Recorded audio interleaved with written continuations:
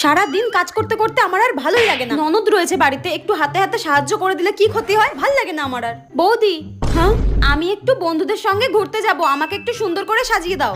বোন, দেখতেই তো পারছো আমি কাজ করছি, এখন কি করে দেবো বলো? ওদিকে রান্নারও দেরি হয়ে যাচ্ছে। কি তুমি আমার মুখের উপরে কথা বলছো? দাঁড়াও, আমি মাকে এক্ষুনি ডাকছি। মা, ঠিক আছে করে দিচ্ছি। এই কুচুটে ননদটার যে কবে বিয়ে হবে আমিও দেখবো। বিয়ের পর শাশুড়ি কিরকম বেরোতে দেয়। ধুর, ভাল লাগে না।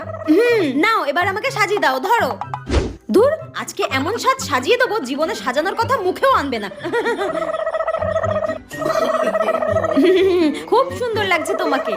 দেখি একটু হা করো, হা করো।